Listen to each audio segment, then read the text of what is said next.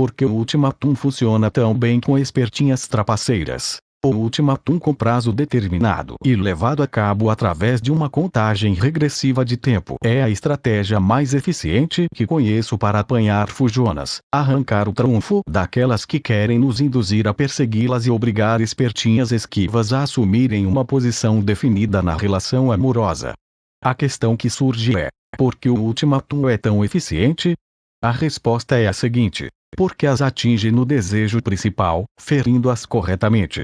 Qual é o desejo principal, sobre o qual se apoia todo comportamento amoroso trapaceiro estudado aqui? O desejo de ser amada desesperadamente e de forma contínua.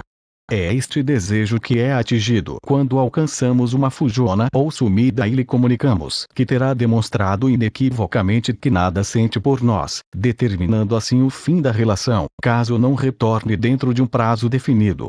Porque este desejo é atingido? Porque a partir daquele momento, a atitude esquiva e confusa se transforma em determinação inequívoca.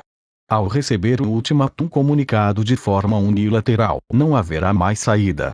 Se ela continuar distante, terá admitido, com essa atitude, que nunca sentiu nada por você e esta atitude, absolutamente clara e definida, irá libertá-lo.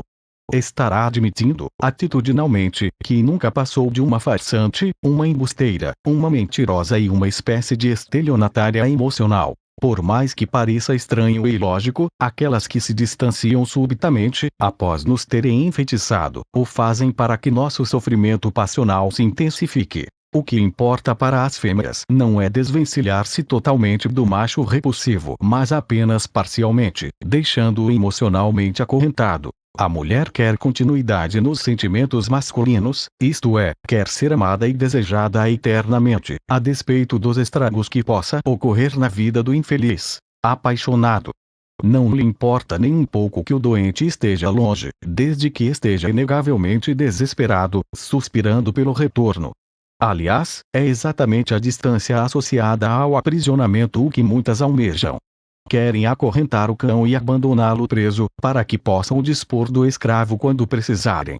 Se estamos presos pela paixão e enfeitiçados, por que deveria a espertinha permanecer ao nosso lado, se sofremos mais por ela na ausência do que na presença?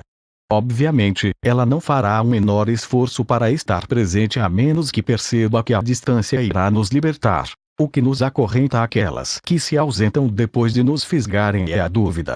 É esta dúvida que sustenta a paixão insana e nos faz suspirar para que a adorada retorne. É esta dúvida que temos que eliminar para vencer a guerra.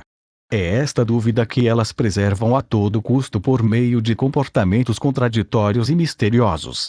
O ultimatum corretamente emitido destroça completamente a dúvida, a transforma em pó. Após ter recebido o ultimatum encurralante, o desejo de ser desejada e amada continuamente empurrará a mulher de volta para nós porque sua ausência, a partir daquele momento, desencadeará exatamente o contrário do que ela mais deseja. A ausência comunicará certeza e a certeza porá um fim na espera contínua. A continuidade da escravidão, da saudade, do desejo, da paixão e do sofrimento masculinos estará destruída. Se, após a comunicação inequívoca do ultimatum, a mulher ainda continuar ausente, isto é evidência que realmente nunca houve nada a ser aproveitado e que envolver-se foi um erro. Como reagir ao sarcasmo? Sugiro que a encare diretamente nos olhos, olhando-a fixamente, tentando penetrar fundo em sua alma por bastante tempo, até que ela baixe os olhos. As escarnecedoras são mais rápidas do que nós nas provocações, porque são irracionais. 30. A irracionalidade lhes confere imensa rapidez em ação e reação porque libera o centro emocional para atuar. O que as orienta nestas horas não é o intelecto mas sim as emoções inferiores e mesquinhas às quais estão acostumadas. Se você foi atingido pelo sarcasmo feminino, isso indica que considera a escarnecedora digna de importância e ainda não a vê como é. Uma criatura fútil, desprovida de entendimento e movida por emoções inferiores.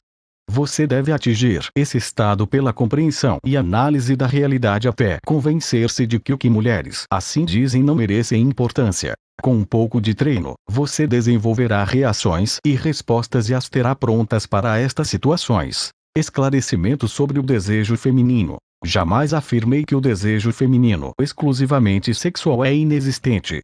O que afirmo é que o mesmo não é o que elas querem fazer parecer. Tal desejo existe, mas é muito mais débil que o masculino. Além e apesar de débil, é reforçado pelas loucuras passionais dos sentimentalismos. Ser a mais gostosa, passar na frente das rivais, impressionar etc. Além disso ainda, elas costumam crer nos próprios fingimentos e passam a incorporar esses papéis. Nesse sentido, e não em outros, é que o desejo feminino é uma farsa, pois não é aquilo que parece ser e em que todos acreditam. Há muitas mulheres que transam alucinadamente com vários homens, engolem esperma com gosto e, apesar disso, são inorgásmicas. O que se passa? Fazem tudo isso motivadas por múltiplos elementos de ordem não sexual ou apenas indiretamente sexual. Pouquíssimos homens percebem esta trama. Trata-se de um fingimento que na maior parte das vezes é inconsciente, mas muitas vezes é consciente. Seja como for, este fingimento está lá. Argumentar-se-ia, então, que a masturbação, o orgasmo e a lubrificação vaginal seriam provas de que estou enganado. Vejamos. A lubrificação vaginal e o orgasmo são uma mescla do seguinte: pequeno desejo exclusivamente sexual, fingimento, estado emocional intenso, por influências culturais, necessidade de levantar a autoestima, influência da televisão etc. Trata-se de uma soma. Desejo sexual mais fingimento, mais emoções de outras ordens. A masturbação resulta da maior vulnerabilidade delas a receberem más influências. Como são muito suscetíveis, rapidamente incorporam as sugestões feitas nos meios de comunicação que pregam o estímulo à luxúria e à degeneração sexual. Nos ataques que recebo, há muita confusão resultante da falta de atenção e de distorções propositais. Não há contradição alguma em afirmar que o desejo feminino exclusivamente sexual existe, mas é pequeno em comparação ao masculino. Também não há contradição alguma em afirmar depois que o mesmo desejo, exclusivamente sexual, se soma a outros desejos não sexuais e atitudes, originando uma falsa aparência de intensidade orgásmica e volitiva. Aquilo que vemos que nos impressiona, a atitude da fêmea fatal e os orgasmos insanos, é uma soma de desejos de diversos tipos e não apenas um violento desejo exclusivamente sexual. Sobre as referências teóricas do meu pensamento, meus estudos não seguem uma linha fixa e referenciam-se na realidade mutável. Minhas concepções são mutáveis e se modificam conforme a experiência progride. Entretanto, definitivamente, meus estudos não devem ser situados nos campos da sedutologia e nem tampouco da neurolinguística. Escrevo isso porque já estou de saco cheio de ser comparado a estes autores, mas ainda assim as pessoas insistem em fazê-lo. Para compreender melhor o que escrevo sobre o psiquismo feminino e o alto poder defensivo masculino, sugiro a leitura de Schopenhauer, Kant, Nietzsche, Jung, Platão, Esther Vilar, Mansfield, Martin van Creveld, Francesco Alberoni e outros autores. Além disso, meu referencial de vida são os grandes mestres históricos do espiritualismo gnóstico teosófico Rosa Cruz e do verdadeiro ocultismo, incluindo, é claro, os grandes mestres Elie Paslev, Rudolf Steiner, entre outros, os quais influenciam fortemente meus escritos. Entretanto, eu não escrevo sobre ocultismo, esoterismo ou gnosticismo. Que fique claro ainda que eu não recomendo a ninguém que se torne macho alfa, garanhão ou promíscuo. Se alguma frase minha foi alguma vez assim interpretada, foi devido a uma distorção, proposital, de seu sentido metafórico irônico por parte de quem a leu. Em meus escritos podem ser encontrados elementos do pessimismo, do irracionalismo, do criticismo, do pragmatismo, do espiritualismo e de outras correntes da filosofia. Portanto, não tentem compreender meus escritos tomando como referencial teórico certos autores americanos tontos, certos neurolinguistas charlatães e sedutólogos, os quais somente se interessam em manipular a mente e os sentimentos de pessoas de ambos os sexos, com fins egoístas. E, menos ainda, me comparem com esses idiotas. Sobre os fundamentos de minha visão de mundo. Na elaboração de minhas hipóteses, extraí elementos de várias correntes filosóficas e psicológicas.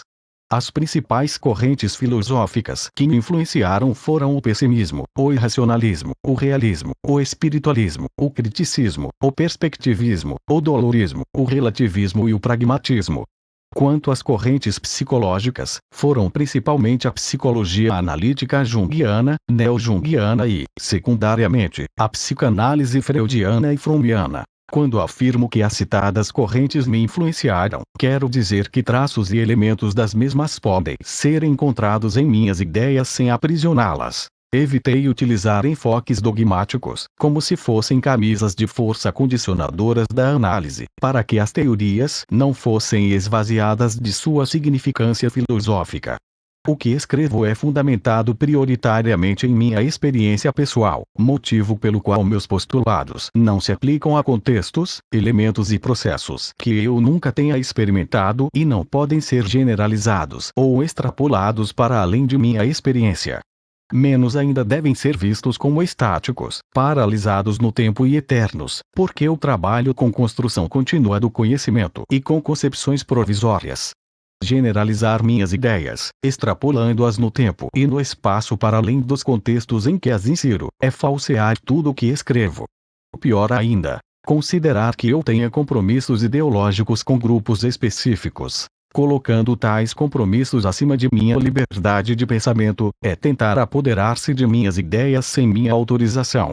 É por isso que me irrito tanto com generalizações e grupos dogmáticos.